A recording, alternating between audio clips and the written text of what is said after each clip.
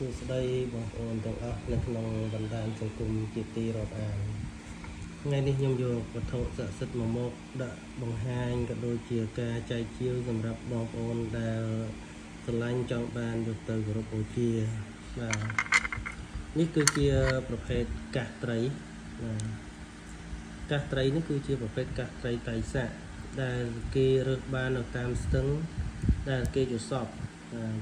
ឲ្យទៅយកអញ្ចឹងណាអញ្ចឹងអ្នកដែលយល់សពនេះគឺបងហ្នឹងគាត់នៅស្រុកអង្គរបូរីអញ្ចឹងណាហើយគាត់យល់សពថាឲ្យគេឲ្យទៅយកកាសត្រីហ្នឹងដែលនៅក្នុងមាត់ច្រាំងទន្លេហើយច្រាំងទន្លេនេះមិនមែននៅជិតផ្ទះគាត់ទេគឺនៅខេត្តស្ទឹងត្រែងនោះនៅទន្លេមេគង្គហើយគាត់ក៏បានប្រាប់ទៅបងប្អូនដែលជនជាតិដែលគាត់ធ្លាប់រាប់អានហ្នឹងដែលធ្លាប់ថាចូលព្រៃបានឆ្អឹងខ្ទីងឆ្អឹងដំរីនៅក្នុងព្រៃហើយផ្ញើមកឲ្យគាត់ហ្នឹងហើយថ្ងៃមួយគាត់យល់សពថាគេឲ្យកាសត្រីហ្នឹងហើយក៏ប្រាប់បងជនជាតិនៅខាងស្ទឹងត្រែងហ្នឹងឲ្យគាត់ទៅមើលតាមអ្វីដែលគាត់យល់សពហើយទៅក៏បានជួបកាសត្រីមួយអង្គនេះបាទនេះអង្គធំជាងគេនេះបាទហើយ3ខែក្រោយក៏គេយល់សពថាកាសត្រីហ្នឹងមានមួយគូអញ្ចឹងណាឲ្យទៅយកមួយទៀតអញ្ចឹងគេក៏ទៅពិនិត្យនៅកន្លែងហ្នឹងដដែលក៏ឃើញកាសត្រីមួយនេះទៀតអញ្ចឹងគឺកាសត្រីនេះគឺញីឈ្មោលអញ្ចឹងមិនមែនជាកាសដែលគេយកបាននៅក្នុងក្បាលត្រីទេគឺប្រភេទកាសដែលត្រីតៃសាក់ហើយវាស្លាប់រលួយអស់ទៅនៅសល់តែកាសហ្នឹងអញ្ចឹងប្រភេទនៃកាសត្រីនេះគឺគេប្រើដូចជាចែកកាច់ផ្នែកតាន់អញ្ចឹងដែរគឺការពារបានទាំង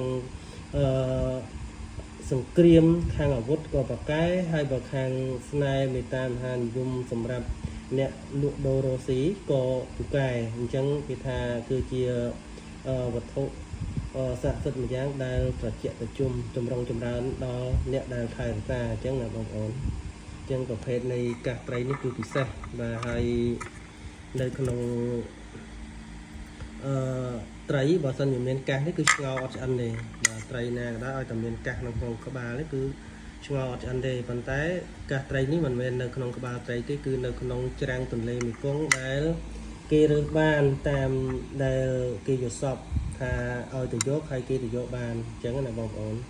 អញ្ចឹងបើសិនជាបងប្អូនមើលទៅស្រឡាញ់ចង់បានសូមតាក់ទងតាមលេខទូរស័ព្ទដែលខ្ញុំដាក់នៅខាងក្រោមវីដេអូនេះស្រាប់ដែលប្រព័ន្ធ Smart ជាប្រព័ន្ធ Telegram